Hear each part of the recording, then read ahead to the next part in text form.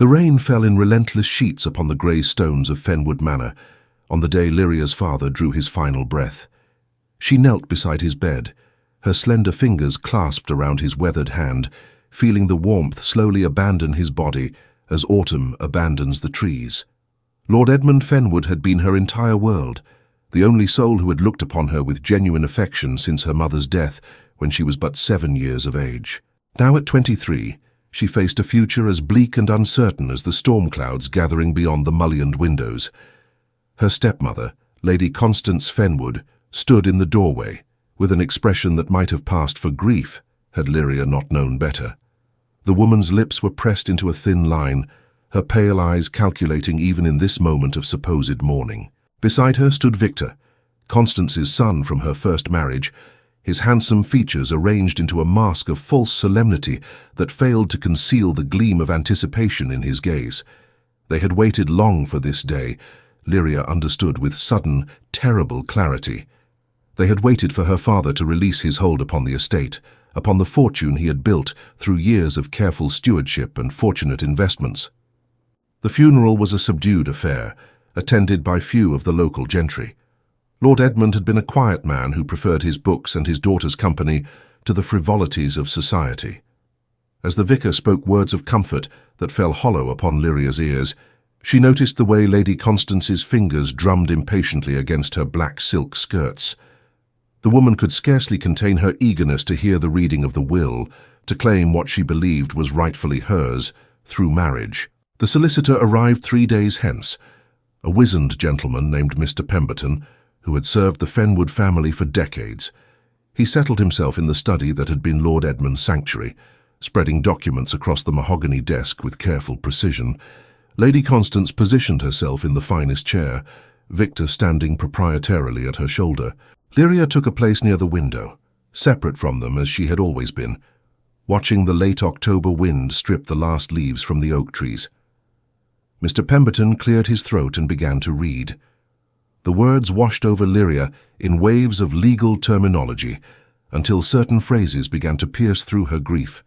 The manor house and its immediate lands were entailed to Victor as the eldest male heir, a provision that could not be altered.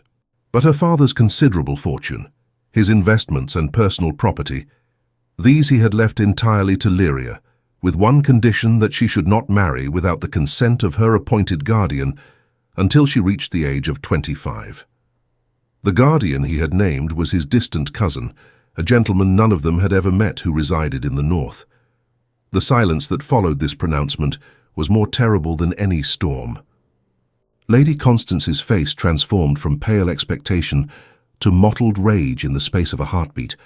Victor's jaw clenched so tightly that Lyria could hear his teeth grinding together. And she, who had expected nothing, found herself suddenly wealthy, yet more vulnerable than she had ever been. That very evening, Lady Constance made her position abundantly clear. Lyria was summoned to the drawing room where her stepmother sat like a queen upon her throne, Victor pacing behind her like a caged predator. The older woman's voice was cold as December frost when she spoke, informing Lyria that while she might possess her father's fortune, she would not be permitted to remain at Fenwood Manor beyond a fortnight. The house was Victor's by law, and they would not suffer her presence to cast a shadow upon their rightful inheritance. Lyria listened in stunned silence, her hands folded carefully in her lap to conceal their trembling. She had known that Constance held no affection for her, but she had not anticipated such swift and absolute rejection. When she dared to ask where she was expected to go, Lady Constance's smile was sharp as a blade. The woman suggested that perhaps Lyria might find employment as a governess or companion. For what use was a fortune that could not be touched for 2 years, and what gentleman would wish to marry a girl with no family connections and no beauty to recommend her? The words struck deep, for they echoed thoughts Lyria had harbored about herself since childhood. She was not beautiful in the conventional sense. Her features were too strong, her frame too tall and angular, her manner too serious and retiring. She had spent her youth in her father's library rather than at balls and assemblies, preferring the company of books to the cutting remarks of young ladies who found her peculiar and young gentlemen who found her entirely unremarkable. In the days that followed, Lyria made what preparations she could. She packed her modest belongings, her mother's pearls, which were her only jewellery of value, and a miniature portrait of her parents on their wedding day. Mr. Pemberton had written to her guardian, but a reply could not be expected for weeks, given the distance and the approaching winter weather. She would need to find temporary lodging, some respectable situation that would preserve her reputation and her safety until arrangements could be made. It was Mrs. Hendricks, the elderly housekeeper who had served the Fenwoods since before Lyria's birth, who provided the solution. The good woman had a sister who kept a small but respectable boarding house in the nearby market town of Asherton, a place where single ladies of quality but limited means might reside with propriety. Mrs. Hendricks wrote to her sister, and within days, a reply came confirming that a room would be available for Miss Fenwood at a rate she could afford from the small allowance Mr. Pemberton had arranged from her inheritance. On a grey morning that promised snow, Lyria departed from the only home she had ever known. Lady Constance did not emerge from her chambers to bid farewell, and Victor merely watched from a window as the hired carriage bore Lyria away down the long drive. Only Mrs. Hendricks wept, pressing a basket of provisions into Lyria's hands and whispering that she had been the brightest light in that house and would be sorely missed by those with sense enough to appreciate her worth. The boarding house in Asherton proved to be a narrow three-story building wedged between a draper's shop and a printer's establishment. Mrs. Maple, the proprietress, was a comfortable woman of middle years with a kind face and shrewd eyes that seemed to take Lyria's measure in an instant. She showed her new lodger to a small but clean room on the second floor, with a window overlooking the busy street below and a fireplace that, while modest, would keep the winter chill at bay. The other residents of the house were a varied collection of genteel poverty. There was Miss Thornbury, a spinster of uncertain age who taught piano to the daughters of merchants and shopkeepers; Mrs. Dalton, a widow whose husband had been a naval officer killed at Trafalgar, who supported herself through fine needlework; and Miss Perry, a young woman scarcely older than Lyria herself, who served as a lady's companion to an elderly invalid and possessed a cheerful disposition that seemed proof against all hardship. In this humble establishment, Lyria found something she had never known at Fenwood Manor under Lady Constance's reign. She found companionship, the simple fellowship of women who understood what it meant to make one's way in the world without the protection of family or fortune readily at hand. They took their meals together in the common dining room, sharing the modest but well-prepared fare that Mrs. Maple provided. They gathered in the parlour on long evenings, sewing and reading aloud and discussing the small events of their days with an earnestness that more fashionable society would have mocked. Winter settled upon Asherton with a vengeance. Snow fell in quantities that blocked the roads and transformed the town into an island isolated from the wider world. Letters could not get through, and the reply Lyria awaited from her guardian failed to arrive. She found herself in a strange suspension, neither fully bereaved nor fully secure, waiting for a future that remained maddeningly uncertain. It was during this frozen interval that she first heard the name Thorian Blackwell, spoken in tones of awe and speculation. Miss Perry brought the gossip from the great house where she attended her elderly charge, reporting that the Earl of Ravenswood had taken up residence at Blackwell Hall for the winter months. The estate was some 5 miles distant from Asherton, a vast property that dominated the surrounding countryside. The Earl was known to be a man of considerable wealth and influence, though he rarely visited his northern holdings, preferring to spend his time in London or at his principal seat in Derbyshire. The local society, such as it was, immediately fell into a frenzy of speculation and social ambition. Every hostess with pretensions to gentility schemed to secure the Earl's attendance at some gathering or entertainment. Every mother with marriageable daughters began plotting campaigns to place their girls in his path. For the Earl of Ravenswood was not merely wealthy and titled. He was also unmarried, barely 30 years of age, and possessed of a reputation for cold intelligence and exacting standards that only made him more desirable in the eyes of ambitious families. Lyria listened to these discussions with the detachment of one who knew such matters could never concern her. She had no introduction to the Earl, no means of entering the society that would bring her into his orbit, and no desire to join the ranks of marriage-minded females who saw in every eligible gentleman nothing more than a potential solution to their circumstances. She had seen too much of mercenary matches in her own family to harbour romantic illusions about the nature of marriage among the gentry.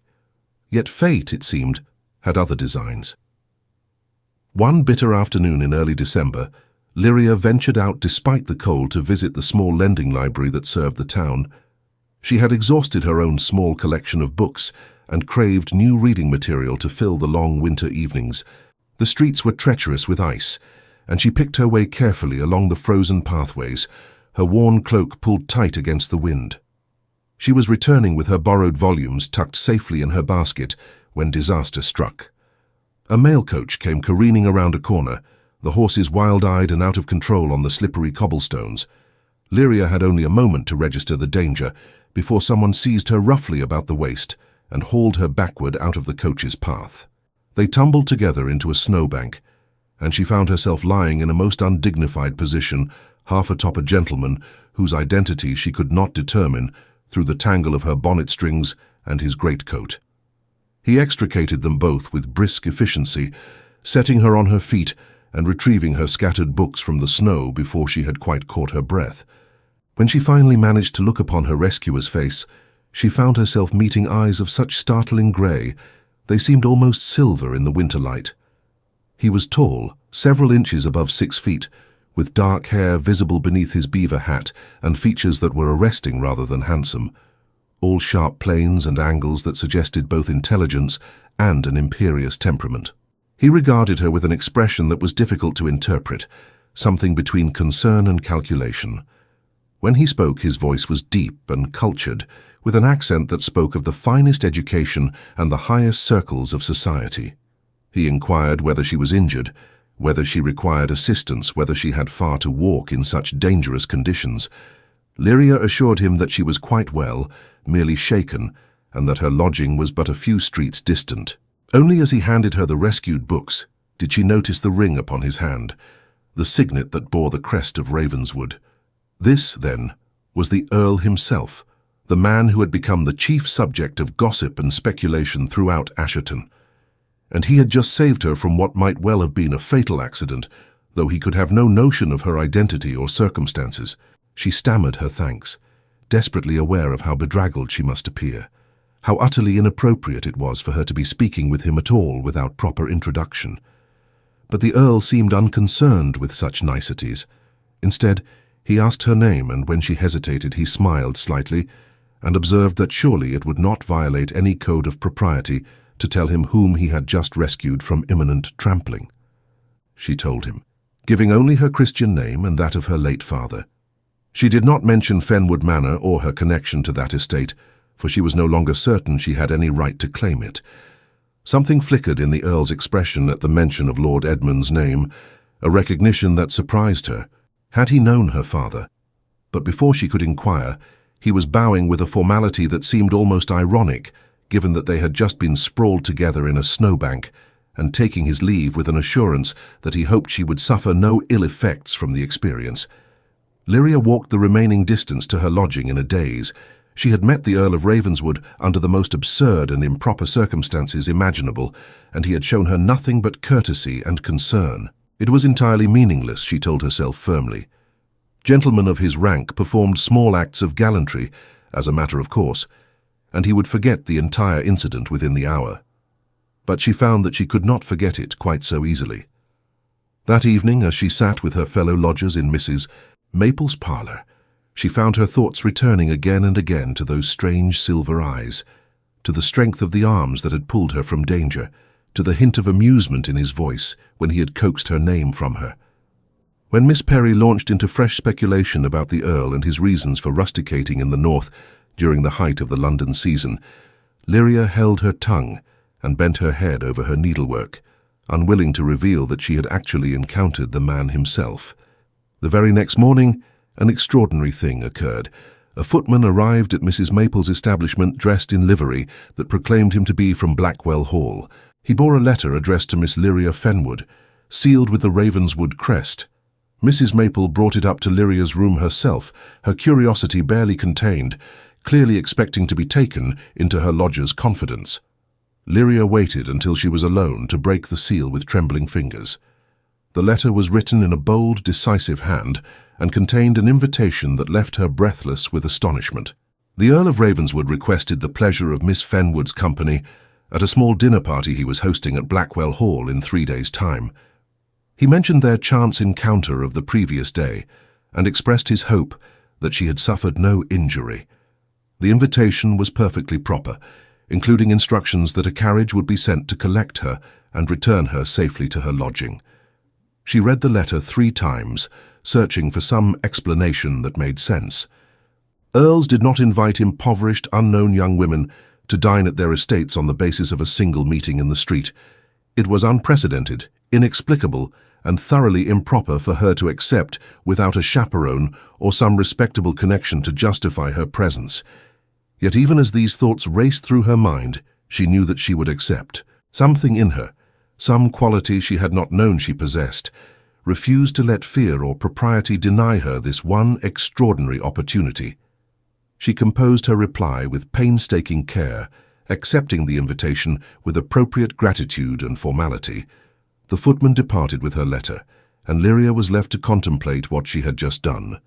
Miss Perry was beside herself with excitement when the news inevitably spread through the boarding house. Mrs. Maple fretted over the propriety of the situation until Lyria pointed out that she would be attending a dinner party, not an assignation, and that surely the Earl of Ravenswood's household would contain sufficient numbers to constitute adequate chaperoning. The question of what to wear presented a significant challenge. Lyria's wardrobe was modest in the extreme, her few gowns serviceable but far from fashionable. It was Mrs. Dalton who came to her rescue, revealing that she had brought with her from her former life several dresses of excellent quality that no longer suited her circumstances, but which she had been unable to part with for sentimental reasons. With a generosity that brought tears to Lyria's eyes, the widow offered to alter one of these gowns to fit her fellow lodger. The dress was of deep midnight blue silk with simple but elegant lines. Mrs.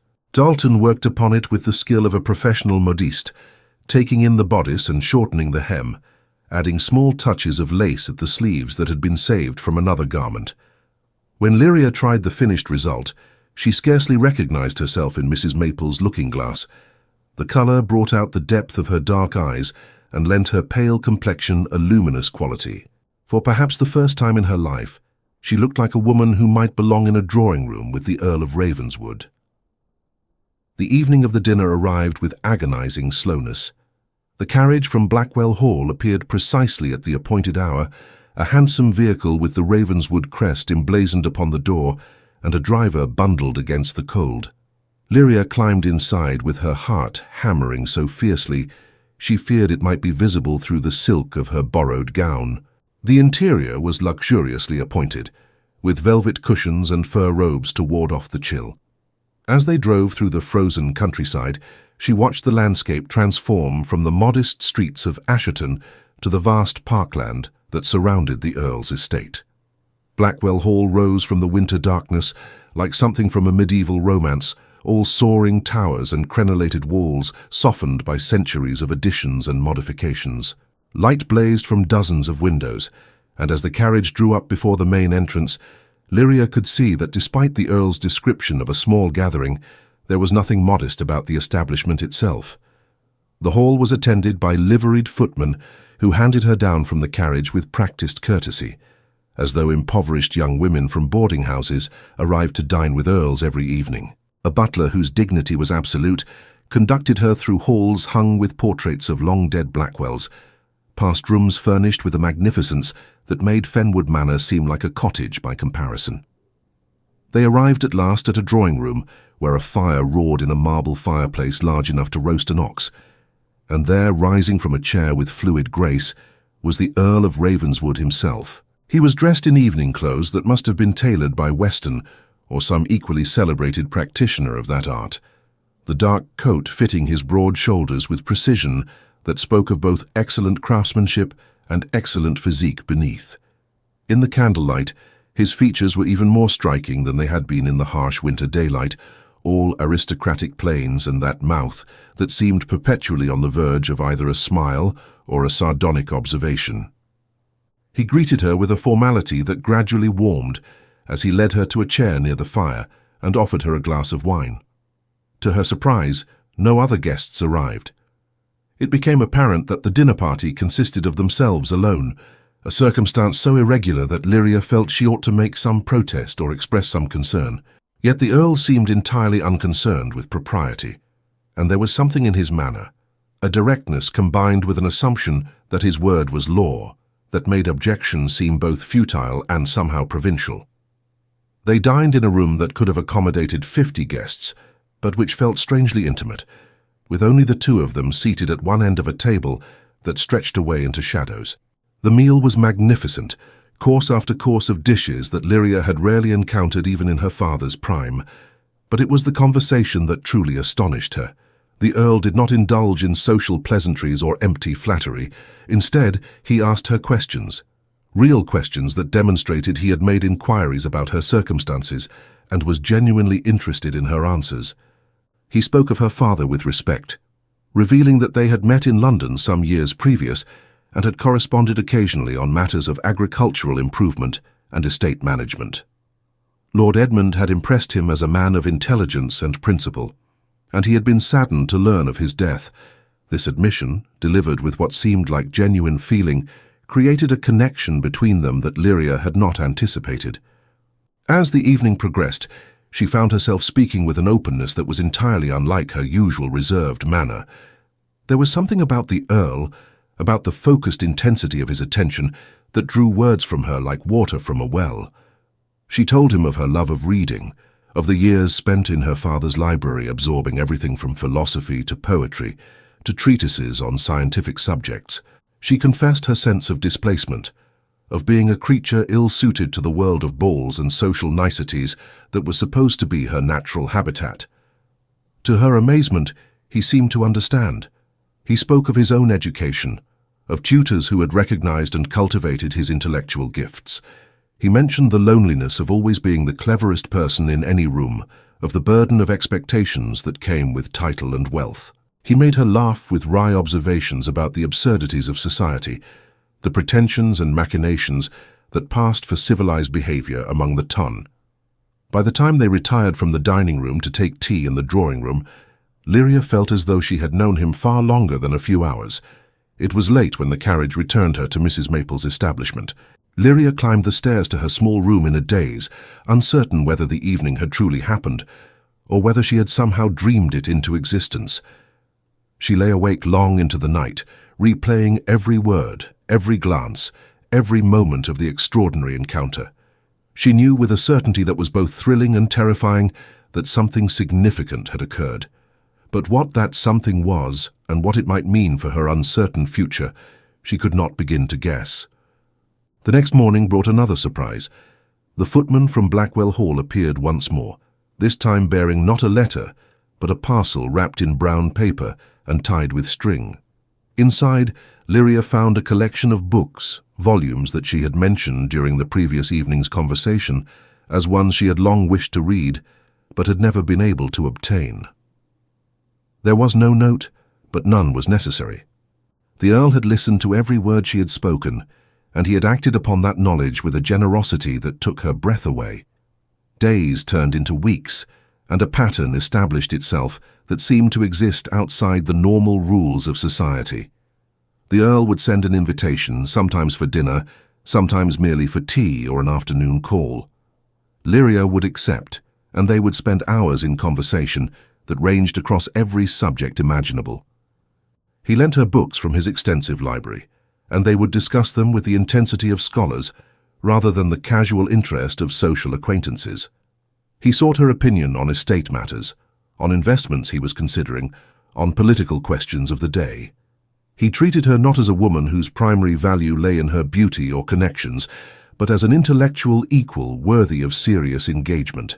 The town naturally buzzed with speculation and gossip. Miss Perry reported that the Earl's behavior was the subject of endless discussion among the local gentry, with theories ranging from the charitable to the scandalous. Some suggested that he was merely amusing himself during a dull winter in the country. Others whispered darker possibilities, hinting that no earl paid such attention to a penniless young woman without expecting something improper in return. Lyria tried to ignore the gossip, but it was impossible to remain entirely unaffected. She knew that her reputation was at risk, that every visit to Blackwell Hall, however proper the circumstances, added fuel to the fire of speculation. Yet, she could not bring herself to refuse the Earl's invitations, to deny herself the one bright element in her otherwise circumscribed existence. She told herself that they were friends, that their connection was based on mutual respect and intellectual compatibility rather than any romantic attachment. But she was lying to herself, and she knew it.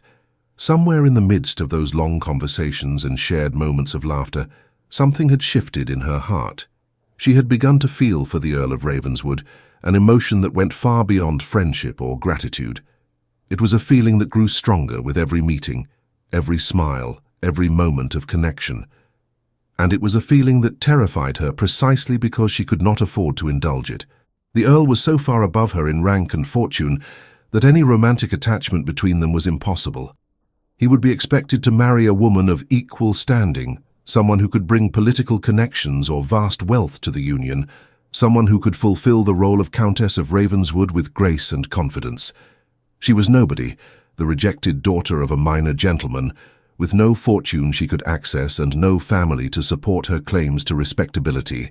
That he enjoyed her company, that he seemed to value her mind, meant nothing in the face of such overwhelming practical realities. February arrived with a brief thaw that turned the snow to slush and made the roads passable once more. And with the thaw came a letter, finally, from her guardian. Mr. James Hartwell wrote from his home in Yorkshire, expressing his deep regret at the delay in responding to Mr. Pemberton's communication. He had been travelling on the continent when news of Lord Edmund's death had reached England, and he had only recently returned to discover his appointment as Miss Fenwood's guardian. Mr. Hartwell's letter was kind in tone, expressing sympathy for her loss and assuring her that he took his responsibilities seriously. He proposed that she should come to stay with his family at Hartwell Park until she reached her majority or married, whichever came first. His household included his wife and 3 daughters, and he felt certain that Lyria would be comfortable there and might even benefit from the companionship of young women her own age. He would send his own carriage to collect her, and she should prepare to depart Asherton within a fortnight. Lyria read the letter with mixed emotions. Relief that her situation was finally resolved, warred with a sense of loss that surprised her with its intensity. Leaving Asherton meant leaving the small but genuine friendships she had formed at Mrs. Maple's establishment. It meant abandoning the precarious independence she had begun to discover in herself. And most significantly, it meant severing whatever connection existed between herself and the Earl of Ravenswood. She penned a reply to Mr. Hartwell, accepting his generous offer with appropriate gratitude. She then sat down to compose a far more difficult letter, one to the Earl informing him of her impending departure and thanking him for his kindness during her stay in the neighbourhood. The words seemed inadequate to express what she felt, but she dared not reveal the true depth of her emotions. She sealed the letter with a sense of finality, as though closing a chapter of her life before it had properly begun. The Earl's response arrived by return of post, and its contents left her stunned. He did not send congratulations on her improved circumstances or polite wishes for her future happiness. Instead, he wrote with an urgency that was entirely unlike his usual controlled manner. He asked, almost demanded, that she meet with him at Blackwell Hall before she departed. He had something of great importance to discuss with her, something that could not be committed to paper or delayed until a more convenient time. Against her better judgment, Lyria agreed. On a grey afternoon 3 days before her scheduled departure, she made her way to Blackwell Hall one final time. The Earl met her not in the formal drawing-room, but in his private study, a room lined with books and filled with the tools of estate management. He dismissed the servants, and they were alone in a way that was entirely improper and which would have scandalized the matrons of Asherton had they known. He did not waste time with preliminaries. Standing before her with an intensity that was almost frightening, he asked her a question that changed everything. He asked if she had any idea how extraordinary she was, how rare it was to find a woman who could engage with ideas rather than merely spout the conventional wisdom of society. He asked if she understood that in all his 30 years, in all his travels and encounters with the cream of English aristocracy, he had never met anyone who challenged and delighted him as she did. Lyria could only stare at him, unable to process what she was hearing. And then, with a directness that was characteristically his, the Earl of Ravenswood asked her to marry him. The proposal was so unexpected, so completely contrary to everything she had been telling herself about the impossibility of such a connection, that she could not immediately form a coherent response. He continued speaking, his words tumbling out with uncharacteristic lack of polish. He told her that he had known from their first meeting, when he had pulled her from the path of that runaway coach, that she was different from every other woman he had encountered. He had made inquiries, learned of her circumstances, and had devised the dinner party as an excuse to know her better. What he had discovered in those subsequent meetings had only confirmed his initial impression. She was intelligent, principled, genuine in a way that was vanishingly rare in his world of calculated marriages and mercenary alliances. He did not care that she had no fortune or connections. He had wealth enough for both of them, and his rank was secure enough that he could marry where he chose without fear of social repercussions. He wanted a wife who could be his partner in the truest sense, someone he could talk to, someone who would make his life richer rather than merely more socially convenient. He acknowledged that the proposal was sudden, that she had no reason to believe he held such feelings for her, but he could not let her depart for Yorkshire without making his intentions clear. If she could not love him, if she felt nothing beyond friendship and gratitude, then he would accept her refusal and trouble her no more. But if there was any chance, any possibility that she might come to care for him as he had come to care for her, then he begged her to consider his proposal seriously. Lyria listened to this extraordinary speech with tears streaming down her face, unable to speak for the emotions warring within her.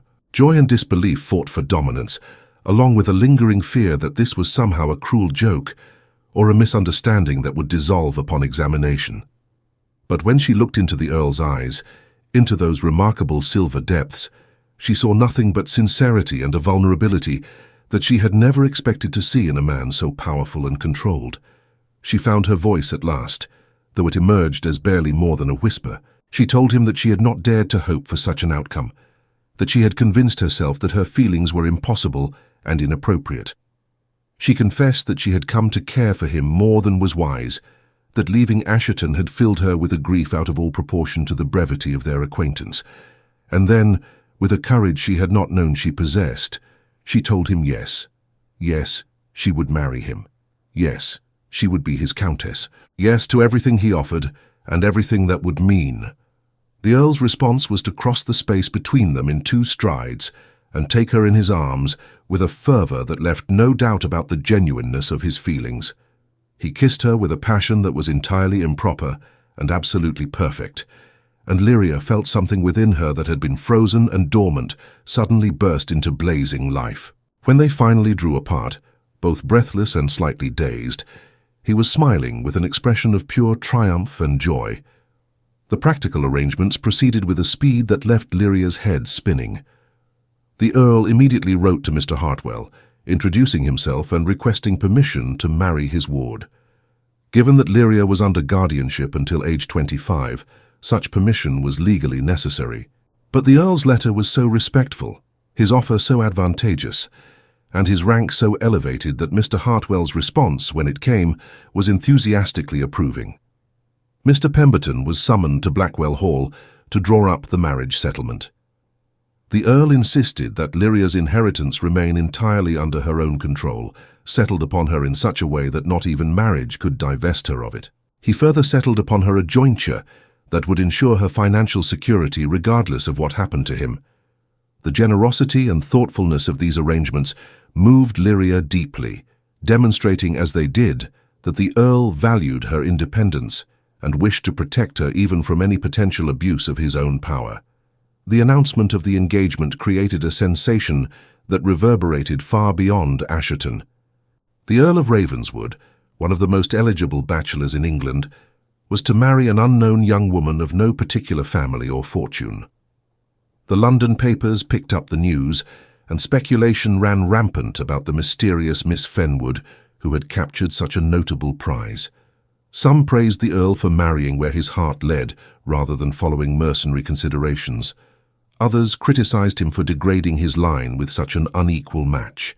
In Asherton itself, opinion was violently divided. Those who had known Lyria during her months at Mrs. Maple's establishment were generally pleased, seeing in the match a fairy tale ending for a young woman who had endured real hardship. But others, particularly those who had daughters they had hoped to thrust into the Earl's path, were bitter with envy and disappointment. The gossip that had been merely speculative now turned vicious, with dark hints about what Lyria must have done to secure such an advantageous match. The Earl's response to such gossip was swift and definitive. He made it clear through both word and action that any slight to his betrothed would be considered a slight to himself, and that those who valued his goodwill would do well to extend every courtesy to the future Countess of Ravenswood. The force of his personality and the weight of his rank were sufficient to silence most of the more overt criticism, though Lyria knew that whispers would persist in corners where the Earl's influence did not reach. The wedding was planned for early March, a relatively short engagement that raised eyebrows, but which the Earl insisted upon.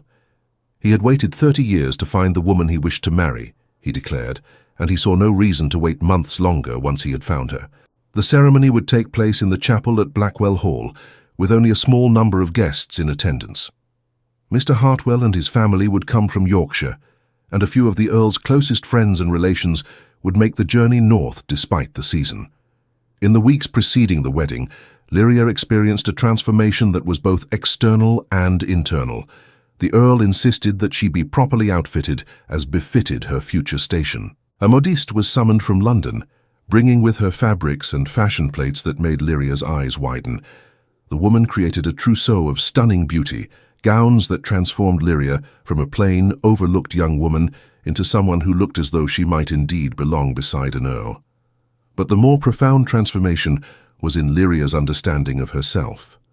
For the first time in her life, she was valued not despite her intellectual nature, but because of it.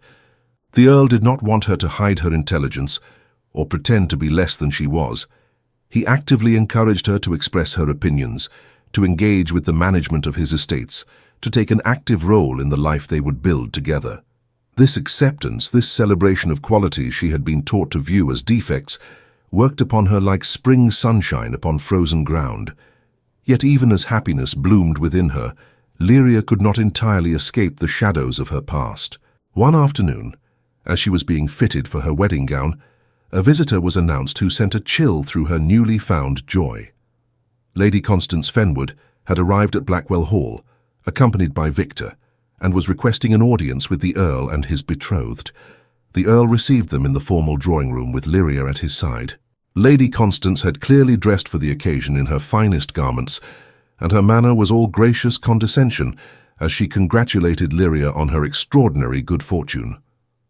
Victor stood silent beside his mother, his expression carefully neutral, but Lyria could see the calculation in his eyes as he assessed the magnificent surroundings and the Earl's evident devotion to his intended bride. The purpose of their visit became clear soon enough. Lady Constance had come to mend fences, to establish a connection with the future Countess of Ravenswood that might prove advantageous to herself and her son. She spoke warmly of Lord Edmund, of what a devoted father he had been to his dear Lyria, of how the family had grieved his loss. She made no mention of the circumstances under which she had expelled Lyria from Fenwood Manor, and her manner suggested that their previous interactions had been characterized by nothing but affection and familial warmth. Lyria listened to this performance with a sense of unreality. The woman who had rejected her so completely, who had made it clear that she was unwelcome and unwanted, now sought to claim kinship and connection. It would have been amusing had it not been so painful, this demonstration of how quickly attitudes shifted when circumstances changed. The Earl, however, was no fool. His inquiries into Lyria's background had been thorough, and he knew precisely how Lady Constance had treated his betrothed. He received the woman's overtures with a courtesy so cold it was almost an insult, making it clear through tone and manner that while he would not create an open breach, neither would he forget how Lyria had been used. When Lady Constance hinted that perhaps she and Victor might be invited to the wedding, the Earl responded with regret that the guest list had been finalized and was limited to those who had shown true friendship and loyalty to his future wife. After they departed, Lady Constance's false warmth cracking slightly at the edges with barely concealed frustration, the Earl drew Lyria into his arms and asked if she was well. She found herself laughing through tears, marveling at how completely her world had transformed.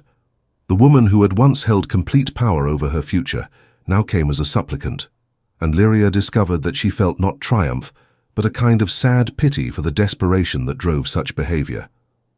The Earl pressed a kiss to her forehead and murmured that she had a generous heart, more generous than such treatment deserved. But he made her a promise in that moment, his voice fierce with protective intensity. No one would ever make her feel less than she was again. No one would have the power to reject or dismiss her. As his countess, she would have the protection of his name, his rank, and his considerable influence. And more than that, she would have his love, freely given and absolutely steadfast. The wedding day dawned clear and bright, one of those early spring mornings when winter's grip finally loosens and the promise of renewal fills the air. Lyria woke in her chamber at Blackwell Hall, where she had been residing as a guest in the weeks before the ceremony. The servants had been treating her with a deference that still felt strange, and Mrs. Thornby, the housekeeper, had taken it upon herself to ensure that every detail of the day would be perfect. As she was dressed in her wedding gown, a confection of ivory silk and Brussels lace that made her look like someone from a painting, Lyria thought of her mother and father. She wished they could have been present to see this day, to know that their daughter had found not just security, but genuine love. The miniature portrait she had carried from Fenwood Manor sat on the dressing table, and she touched it gently before leaving the room, feeling as though she carried their blessing with her. The chapel at Blackwell Hall was a medieval gem, all soaring arches and jewel-toned windows that cast coloured light across the ancient stones. The small gathering of guests rose as Lyria entered on Mr. Hartwell's arm. Her guardian had proven to be a kindly gentleman, whose genuine pleasure in her good fortune had been touching.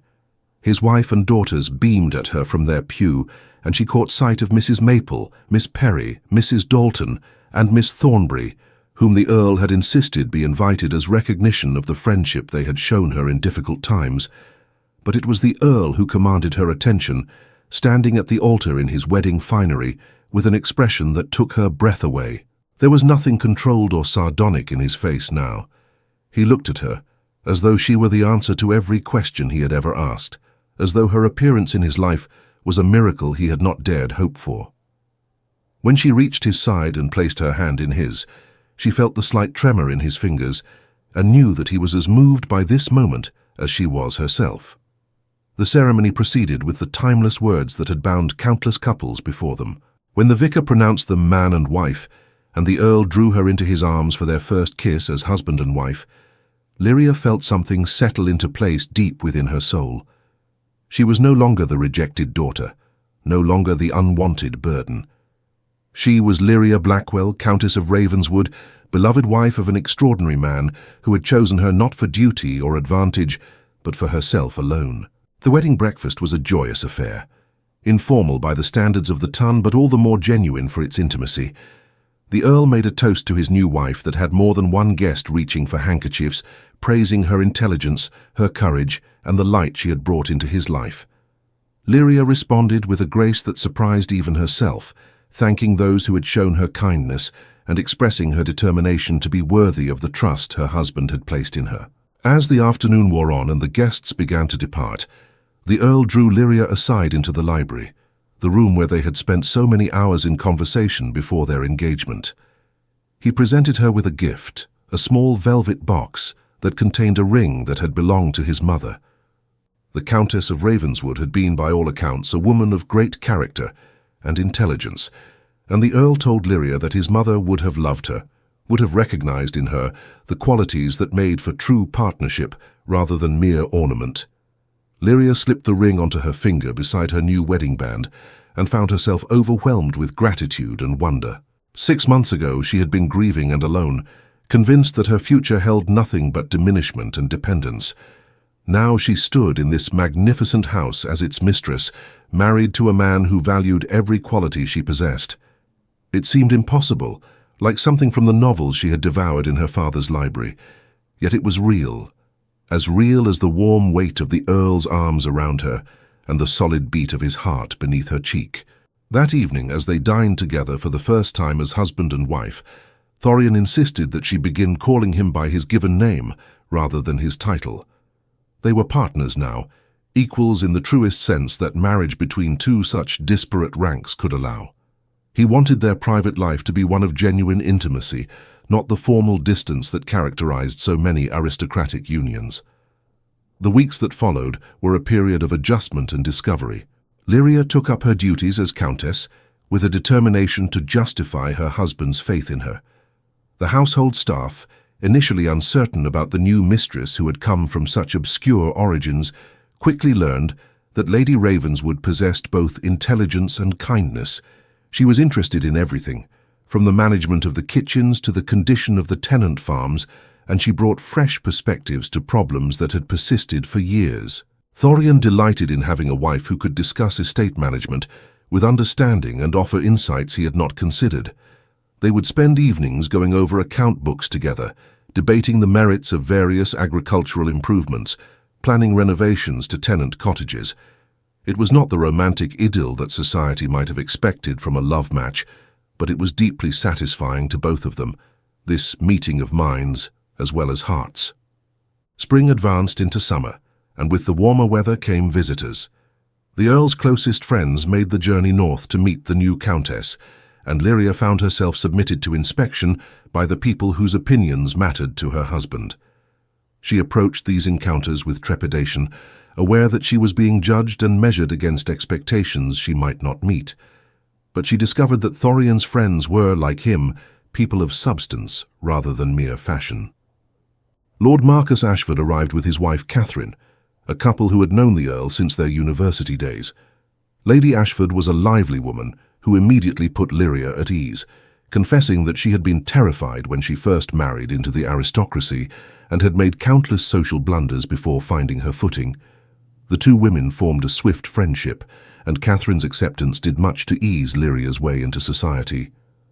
It was Lord Ashford who revealed over port one evening after the ladies had withdrawn that Thorian had been transformed by his marriage. The Earl had always been brilliant, but also somewhat cold and detached, using his intelligence as a shield against genuine connection. His friends had worried that he might never find someone who could penetrate that armor, that he would make a conventional match and spend his life in intellectual isolation. Seeing him with Lyria, seeing the warmth and humor that she drew from him, was like witnessing the thawing of winter into spring.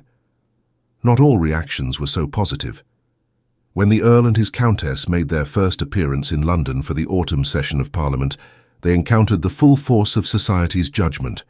The grand ladies of the ton, many of whom had harboured ambitions regarding the eligible Earl of Ravenswood, were not inclined to welcome the woman who had captured him so unexpectedly.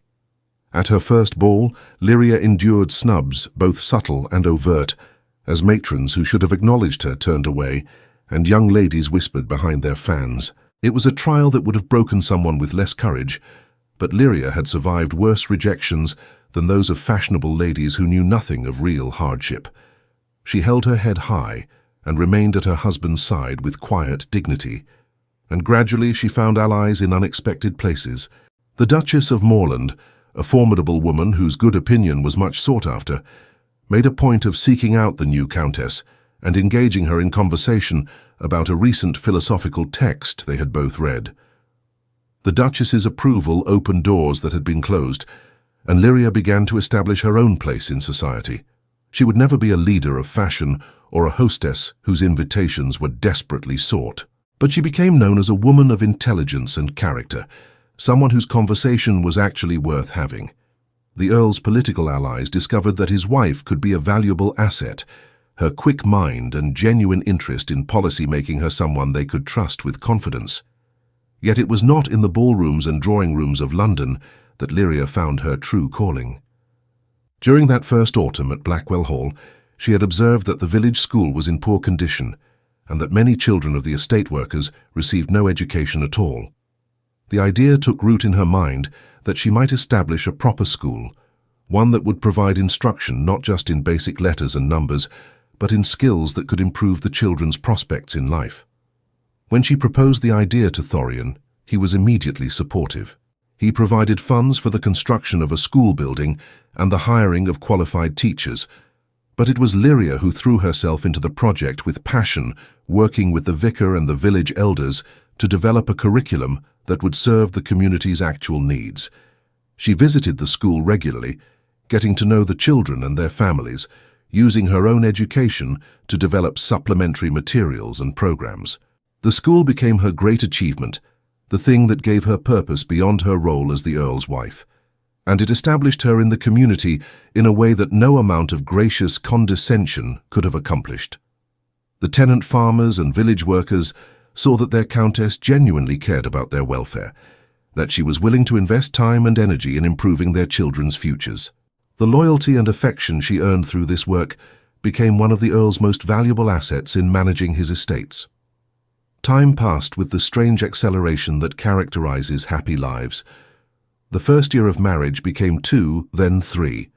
Lyria grew into her role as countess with increasing confidence, and her marriage to Thorian deepened into something that went beyond the initial passion of new love.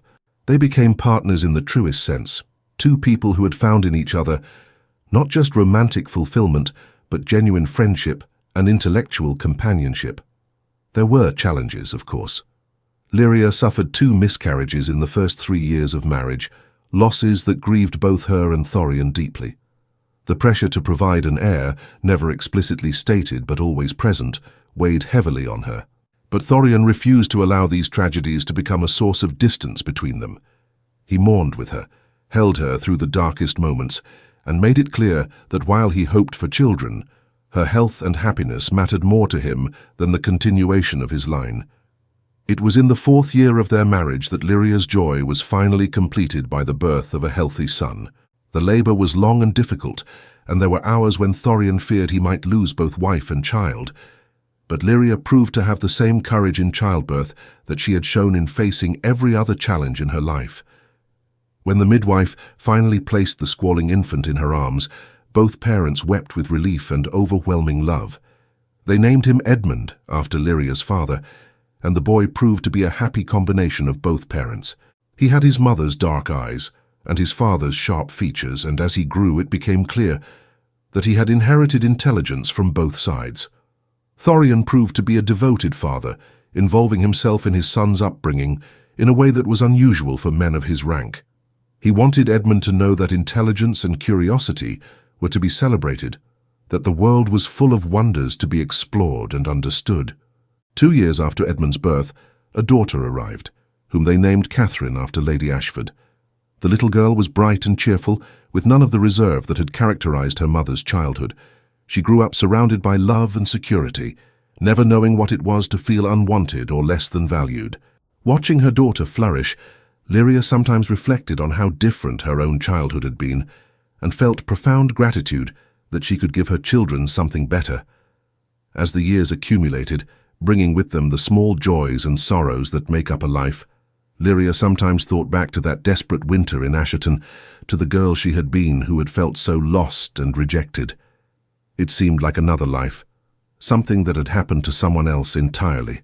She had been transformed not just by her marriage, but by the love that had allowed her to transform herself, to become the woman she had always had the potential to be. Yet one piece of her past remained unresolved. Fenwood Manor still stood under the control of Lady Constance and Victor, and Lyria had not returned there since her father's death. She had no desire to revisit the place that held so many painful memories, and Thorian respected her wish to leave that chapter closed. They lived primarily at Blackwell Hall, with visits to London for the season and occasional trips to the Earl's other properties. Fenwood and its inhabitants existed at the periphery of their lives, acknowledged but not engaged with. Then came news that changed everything. Lady Constance had died suddenly of an apoplexy, and Victor, now master of Fenwood in his own right, had been badly injured in a hunting accident. The estate was in chaos, with no one to provide direction and creditors beginning to circle. Mr. Pemberton wrote to inform Lyria of the situation, suggesting that as her father's daughter, she might wish to know of these developments. Lyria's first response was to feel nothing at all. Lady Constance had been cruel to her, and Victor had stood by while his mother inflicted that cruelty. Why should she care what became of them, or of Fenwood? But as she sat with the letter in her hand, other feelings began to surface. Fenwood had been her father's home, the place where he had built his life and raised his daughter. It represented her childhood, both the happy years before her mother's death and the difficult ones that followed. She showed the letter to Thorian, and they discussed the situation over dinner that evening. He made it clear that the decision was entirely hers. If she wished to let Fenwood go to ruin, if she wanted nothing to do with the place or the people associated with it, he would support that choice completely. But if some part of her wanted to intervene, to perhaps save her father's legacy from destruction, then he would support that as well. After much thought, Lyria decided that she would visit Fenwood, if only to see for herself what had become of the place. Thorian insisted on accompanying her, and they made the journey on a crisp autumn day that reminded Lyria painfully of her father's funeral. The manor looked shabbier than she remembered, the grounds neglected, and the building itself showing signs of deferred maintenance. It was clear that Victor had been living beyond his means, spending money on his own pleasures rather than investing in the property. They were received by Mrs. Hendricks, the elderly housekeeper who had been kind to Lyria, and who still maintained her position despite the household's deterioration. The good woman wept to see her former nursling returned as the Countess of Ravenswood, exclaiming over how fine she looked and how proud Lord Edmund would have been. She led them to the drawing-room where Victor lay on a sofa, his leg in splints and his face bearing the marks of prolonged pain and worry. Victor's greeting was stiff with humiliation and pride barely concealed. He knew why they had come, knew that his circumstances had reduced him to accepting help from the woman his mother had rejected. Lyria looked at him. This man who had once seemed so confident and superior, now broken and desperate, and felt something unexpected stir within her. Not triumph, not satisfaction at his reduced state, but a kind of weary compassion. She asked him directly about the estate's financial situation, and after some hesitation, he confessed the truth. His mother had spent lavishly during her years as mistress of Fenwood, convinced that they deserved the finest of everything. He himself had been equally profligate, maintaining a lifestyle he could not afford in an attempt to establish himself among the local gentry. Now the bills were coming due, and he had no means to pay them. The estate would likely have to be sold to satisfy his debts, and he would be left with nothing. Thorian began to ask pointed questions about the specifics of the debts and the condition of the property. As Victor responded, it became clear that while the situation was serious, it was not irredeemable. The estate itself was fundamentally sound, and with proper management and an infusion of capital, it could be restored to profitability. But Victor had neither the knowledge nor the resources to accomplish such a turnaround. That evening, back in their rooms at the inn where they were staying, Lyria and Thorian discussed what they had learned. She found herself thinking about her father, about the years he had spent building Fenwood into a prosperous estate. It seemed wrong that his work should be destroyed through the incompetence and greed of others. And despite everything Victor and his mother had done to her, she could not quite bring herself to stand by and watch her father's legacy crumble. She proposed a solution to Thorian, one that he refined with his characteristic analytical intelligence. They would pay off Victor's debts and provide capital to restore the estate, but in return Victor would cede management of Fenwood to them. He could continue to live there as the nominal master, but all significant decisions would be made by stewards, answerable to the Earl and Countess of Ravenswood. When Edmund came of age, he would inherit Fenwood in addition to his father's properties, uniting the estates under one family once more. It was a generous offer given Victor's treatment of Lyria, but it served multiple purposes. It preserved her father's legacy, it provided security for the tenants and servants who depended on Fenwood, and it demonstrated the kind of magnanimity that befitted their position. Victor had little choice but to accept, though his pride clearly chafed at the arrangement. In the years that followed, Fenwood was gradually restored under the careful management that Thorian's stewards provided. The estate became profitable once more, and the physical property was repaired and improved. Victor remained there, a somewhat pathetic figure who had learned too late the consequences of his own choices, but he was treated with courtesy and provided for more mercy than he had shown to Lyria in her time of need. The resolution of the Fenwood situation brought a kind of closure to Lyria's past. She had faced those who had rejected her from a position of strength rather than weakness, and she had chosen compassion over revenge. It reinforced for her the lesson that she had been learning throughout her marriage, that true power lay not in dominance or retribution, but in the ability to choose grace even when harshness might be justified. As she entered her 30s, Lyria had become everything that Lady Constance had claimed she could never be. She was beautiful, not in the conventional sense perhaps, but with the kind of beauty that comes from confidence and inner contentment. She was accomplished, known throughout society for her intelligence and her charitable works. She was a devoted mother who was raising children who would, she hoped, carry forward the values of kindness and integrity that she and Thorian worked to instill in them. But most importantly, she was loved, truly, deeply, permanently loved by a man who had chosen her when she had nothing to offer but herself. And she loved him in return with a devotion that had only grown stronger with time and intimacy. Their marriage was not perfect, for no human relationship can be, but it was real and vital and enduring. One evening, as they sat together in the library at Blackwell Hall, the place where their love had first truly taken root, Thorian looked up from his reading and simply watched her for a long moment.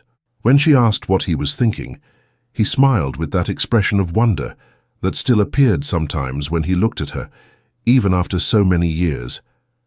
He told her that he had been contemplating how easily he might have missed her entirely. If he had not been at Blackwell Hall that particular winter, if he had not been on that particular street at that particular moment, if he had not pulled her from the path of that runaway coach, their lives might have gone in completely different directions. She might have disappeared into obscurity in Yorkshire, and he might have made some conventional match that would have left both parties dissatisfied. Lyria set aside her own book and moved to sit beside him, taking his hand in hers. She told him that she had once believed herself to be a creature whom no one would ever value, that she had internalized the rejection she had experienced and come to see herself as Lady Constance had seen her. But he had taught her that she was wrong, that she possessed qualities worth celebrating rather than concealing. He had given her not just security or status, but the gift of seeing herself through eyes that loved what they saw. They sat together in comfortable silence, two people who had found in each other something rare and precious. Outside, the autumn wind was rising, but within the library all was warmth and light, and the quiet contentment of love that had weathered the storms of life and emerged stronger for the testing. Epilogue: 20 years had passed since that winter day when a runaway coach had nearly ended Lyria's life and instead had delivered her into the arms of her destiny. She stood now at the window of the Blackwell Hall Library, watching the first snow of December dust the grounds with white, and marveled at how swiftly time had moved. In her mind, she was still sometimes that frightened girl clutching her small bag of belongings as she departed Fenwood Manor, uncertain of her future and convinced of her own inadequacy. But the woman reflected in the window glass bore little resemblance to that girl beyond the fundamental architecture of her features. At 43, Lyria Blackwell, Countess of Ravenswood, had grown into herself in ways she could never have imagined in those dark days.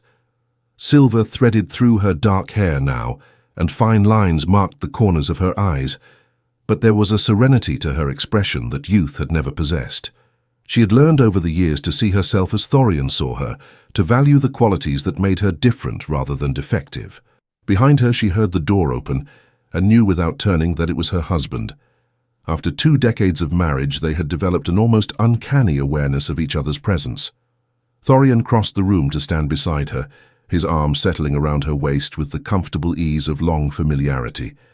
He too bore the marks of passing years, his dark hair now more silver than not, but age had only made him more distinguished, more absolutely himself. They stood together watching the snow fall, and Lyria thought of all that had transpired in these 20 years. Edmund was now a young man of 19, studying at Cambridge, and showing every sign of inheriting his father's brilliance, along with his mother's compassion.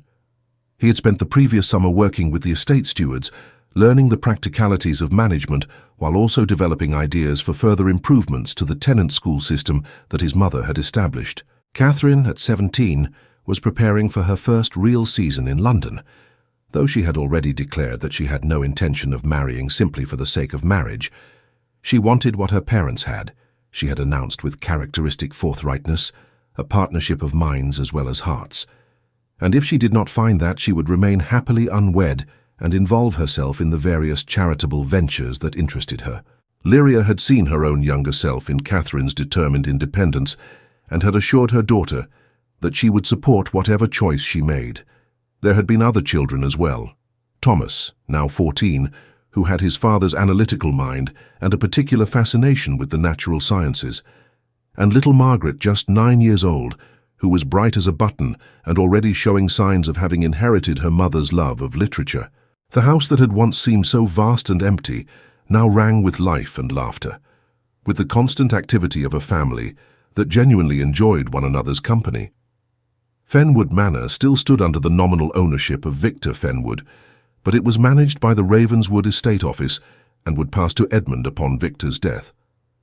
Victor himself had never married, had never recovered the status and prosperity his mother had believed was his birthright. He lived quietly at Fenwood, a somewhat melancholy figure who had learned too late the cost of his pride and his mother's cruelty. Lyria had ensured he was comfortable, but they had never developed any real relationship beyond the most basic courtesy. The school that Lyria had established had grown beyond her initial vision. It now served not just the children of Blackwell's tenants, but those from surrounding estates as well. 3 teachers worked there full-time, and they had developed a curriculum that was being studied and replicated by reformers in other parts of the country. Lyria had discovered that she had a gift for identifying practical solutions to social problems, and her influence had extended far beyond the boundaries of her husband's estates. She had also, somewhat to her own surprise, become a published author. Her treatise on the education of children from agricultural families had been printed by a respected London publisher and had gained favourable notice from progressive thinkers. She wrote under her own name, Lady Ravenswood, and the work was taken seriously precisely because she wrote from direct experience rather than abstract theory. Thorian had been immensely proud, displaying the published volume in his library as though it were a great treasure. Their marriage had weathered the inevitable challenges that time brought. There had been moments of disagreement and frustration, times when their strong personalities had clashed rather than complemented each other. But they had learned over the years how to navigate such difficulties, how to communicate honestly, and to prioritize their partnership above individual pride. What had begun as passionate attraction had matured into something deeper and more enduring, a love that was as much friendship as romance. Thorian's career in Parliament had been distinguished, and Lyria had been his partner in that work, as in all things. She had learned the art of political entertaining, of hosting dinners where important conversations could happen in seemingly casual settings. Her intelligence and discretion had made her someone whom politicians of various persuasions trusted, and she had quietly influenced policy in ways that would never be publicly acknowledged, but which had made real differences in people's lives. They had travelled together as well, visiting the continent once conditions permitted after the long wars. Lyria had seen Paris and Rome, had stood in the great libraries and museums that she had only read about in her youth. These journeys had expanded her understanding of the world and had provided opportunities for intellectual growth that she treasured. But always, they had been happy to return to Blackwell Hall, to the place that had become the foundation of their shared life. Now, standing at the window with snow falling gently beyond the glass and her husband's arm warm around her waist, Lyria reflected on the extraordinary nature of her journey. She had been rejected by those who should have protected her, had been cast out and left to fend for herself at a time when she was most vulnerable. But that rejection, painful as it had been, had ultimately led her to something far better than she would have found had she remained at Fenwood under Lady Constance's roof. She thought of the girl she had been, so convinced of her own inadequacy, so certain that she would never be enough for anyone. And she wished she could somehow speak to that girl across the years, to tell her that everything she believed about herself was wrong, She was not too tall, too serious, too intelligent, too plain. She was exactly right for someone who would value her not in spite of her differences but because of them. Thorian must have sensed the direction of her thoughts, for he turned her gently to face him. His silver eyes, still as striking as they had been 20 years ago, searched her face with the tender attention that had never diminished despite the decades of familiarity. He asked what she was thinking, and she told him, her voice thick with emotion, that she was thinking how grateful she was for that runaway coach, for his quick reflexes, for the chain of unlikely events that had brought them together. He smiled, that slow smile that still had the power to make her heart beat faster, and told her that gratitude was unnecessary. He was the one who should be grateful, for she had taken his life, which had been all intellect and ambition and coldness, and had filled it with warmth and meaning and love. Before her he had been successful but not truly alive.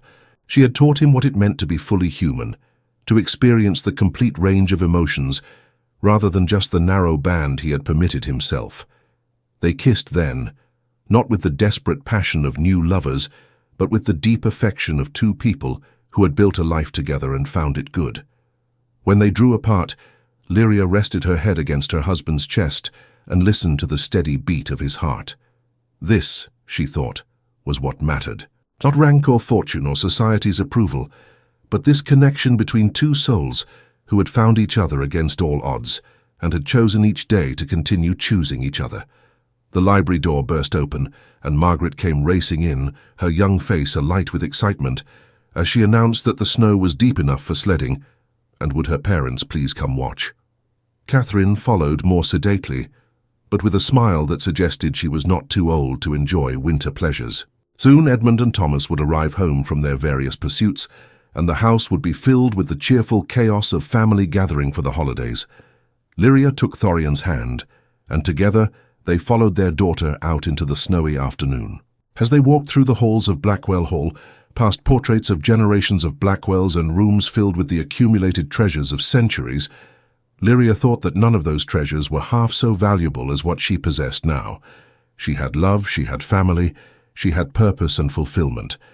She had a husband who was also her dearest friend, children who brought her joy, and work that made a genuine difference in the world. Most importantly, she had learned to love herself. Not the idealized version that society might have preferred, but her actual self with all its supposed flaws and peculiarities. She had discovered that those qualities which had once seemed like defects were actually strengths when properly valued. Her intelligence, her seriousness, her independence of thought, these were not failures of femininity but essential parts of who she was. And being loved by Thorian had taught her that she was worthy of that love, that she deserved happiness and respect and partnership.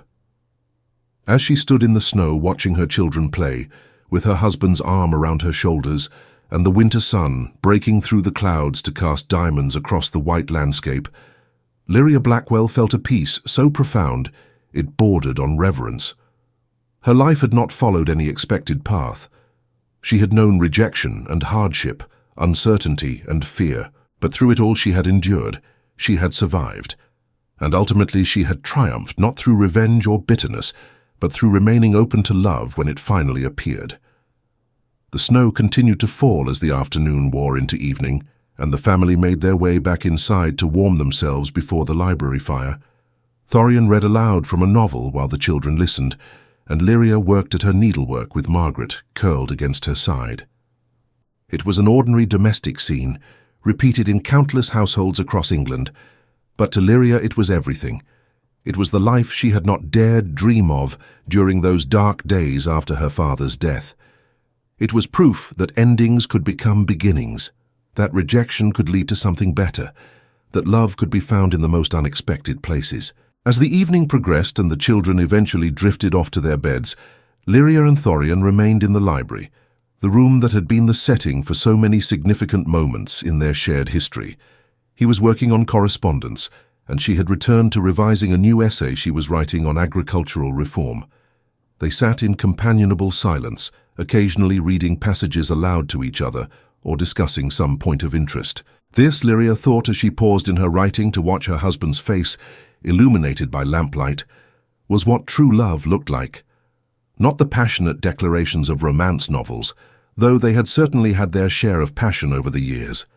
But this quieter thing, this daily choice to share one's life with another person, to support their endeavors, to find joy in their company even when doing nothing more exciting than working at separate tasks in the same room. She remembered the advice her father had given her long ago, before Lady Constance had entered their lives.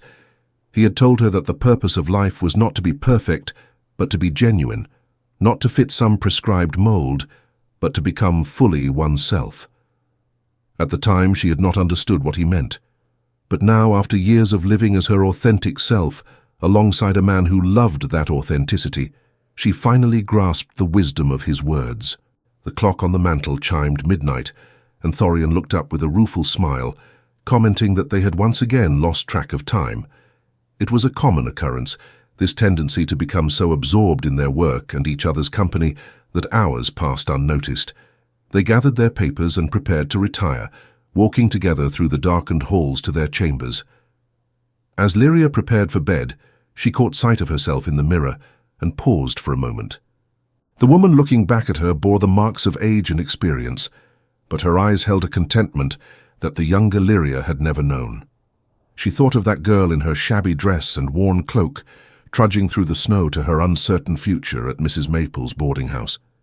She wished she could tell that girl that everything would be all right, better than all right, that the pain she was enduring would not be permanent, that happiness awaited her if she could just hold on a little longer. Thorian appeared behind her in the mirror, and their eyes met in the reflection. He asked what she was thinking, and she told him simply that she was thinking about how fortunate they were, not fortunate in wealth or rank or any of the things society valued, though they certainly had those advantages, but fortunate in having found each other, in having built a life that brought them both joy and meaning. He agreed softly, pressing a kiss to her temple before drawing her toward the bed. As they settled together in the familiar comfort of their shared space, Lyria felt a profound gratitude wash over her. Gratitude for the trials that had shaped her, for the rejection that had forced her to discover her own strength, for the chance encounter that had brought her to Thorian's attention, and for every day since that they had spent building this life together. She drifted toward sleep with Thorian's arms around her and the sound of snow still falling softly outside their window. Her last thought before dreams claimed her was that she had found what everyone seeks but few truly discover, a love that saw her completely, accepted her fully, and chose her daily. In the end, that was the only treasure that truly mattered, the only thing that could transform rejection into redemption and loneliness into belonging. The story of Lyria and Thorian was not a fairy tale, for fairy tales end at the wedding, and real life continues far beyond that moment. But it was a love story, as genuine and enduring as any ever written. It was the story of two people who found in each other not completion, but complement, who built together something stronger than either could have created alone. And it was proof, if proof were needed, that the greatest love stories often begin not with love at first sight, but with one person seeing in another the worth that the world has overlooked. 20 years after that winter day when a runaway coach had nearly ended her life, Lyria had everything she had never known to hope for. She had love, she had purpose, she had a family that filled her days with meaning. But most importantly, she had herself, fully realized and completely accepted. She was the Countess of Ravenswood, yes, but she was also simply Lyria, beloved wife and devoted mother, author and reformer, friend and partner. And in being all these things, she had finally become the woman her father had always believed she could be. The snow continued to fall through the night, covering Blackwell Hall and its grounds in a blanket of pristine white. And within those walls, two people who had found their way to each other through darkness and difficulty slept peacefully, secure in the knowledge that whatever tomorrow might bring, they would face it together. For they had learned through years of shared experience that love, true love, was not about perfection or passion alone. It was about partnership and patience, about choosing each other again and again through all the ordinary and extraordinary moments that make up a life. And so their story continued, not with a dramatic conclusion, but with the quiet satisfaction of a life well lived and a love well earned. The rejected daughter had become a beloved countess, not through any transformation of her essential nature, but through finding someone who valued her exactly as she was. And in that valuing, she had learned at last to value herself, to see with clear eyes the worth that had always been there, waiting to be recognized and celebrated. This was the greatest gift Thorian had given her, greater even than his name and rank and fortune. He had given her the gift of seeing herself as worthy of love, and in accepting that gift, she had discovered that she had been enough all along. The rejection that had seemed so devastating had ultimately been a blessing, for it had set her on the path to finding not just a husband, but a true partner, not just security, but genuine happiness, not just acceptance, but love in its truest and most transformative form. A message from Echoes of Romance. Dear listeners, dear friends of our channel, we have reached the end of Lyria and Thorian's story, but perhaps it is also the beginning of something important that we must speak about together. You have just heard a tale of rejection and redemption, of a woman who was told she was not enough and a man who saw her true worth. But I want you to know something that comes from the deepest part of my heart. This story is not just about Lyria. This story is about all of us who have ever felt rejected, overlooked, or deemed insufficient by the world's cruel standards. Perhaps you are listening to this while wondering if love will ever find you. Perhaps you have been hurt by those who should have cherished you. Perhaps you look in the mirror and see only flaws where you should see beauty. Perhaps you believe that your age, your circumstances, your appearance, or your past have somehow disqualified you from the kind of love that Lyria and Thorian found. If any of these things are true, then please listen carefully to what I am about to tell you. You are wrong. You are beautifully, wonderfully wrong. True love does not care about age. It does not care whether you are 20 or 40 or 60 or 80. Love can bloom at any season of life, and sometimes the sweetest flowers are those that bloom latest, when we have finally learned to tend our own gardens with care. True love does not care about social position or wealth. The richest person is not the one with the most money, but the one with the most capacity for genuine connection. Your worth is not measured by your bank account or your address or the labels on your clothing. True love does not care about conventional beauty. The most attractive quality any person can possess is authenticity, the courage to be genuinely themselves.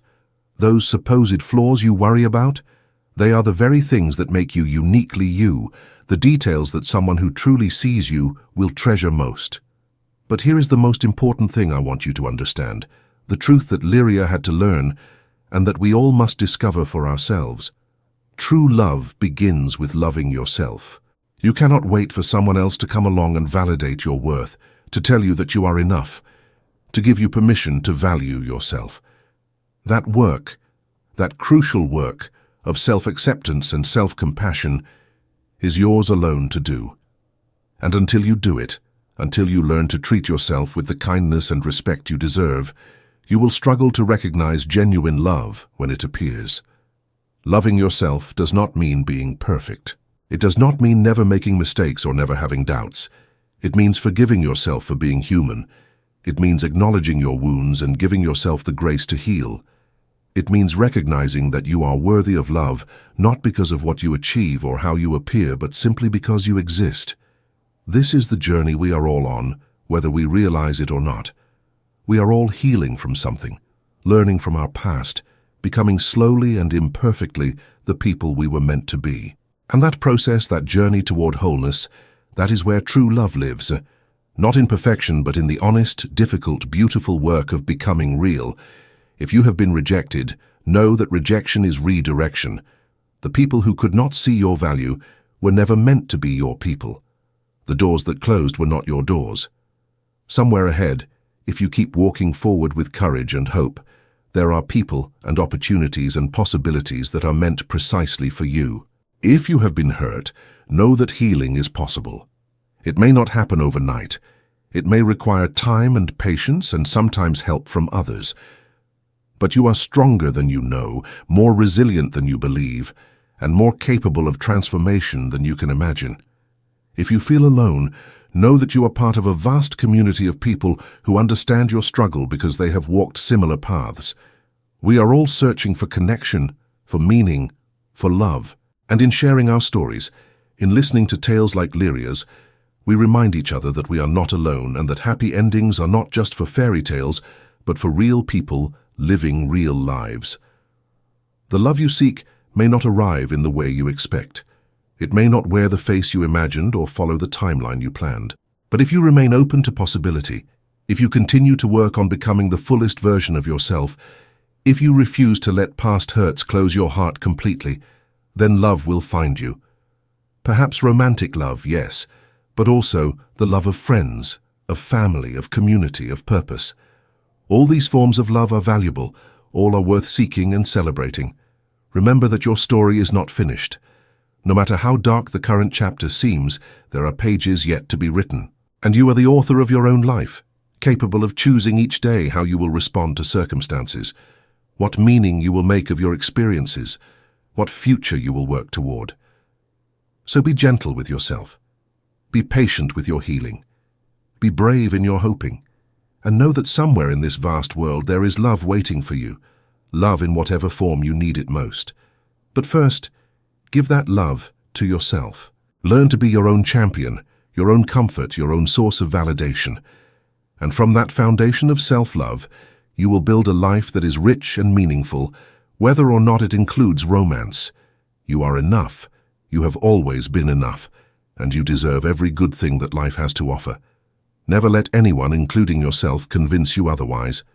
Thank you for joining us on this journey through Lyria and Thorian's story. We hope it has brought you entertainment, certainly, but also comfort and perhaps a reminder of your own worth and potential. If you enjoyed this tale, we invite you to explore the other stories here on Echoes of Romance. Each one carries its own message, its own reminder that love and hope and healing are always possible. Subscribe to our channel so you never miss a new story, and leave us a comment sharing your thoughts or your own experiences with love and self-discovery.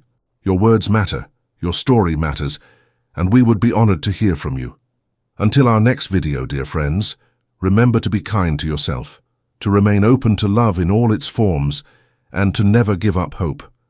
Your happy ending is still being written, and the best chapters may yet be ahead of you. With love and encouragement, Echoes of Romance.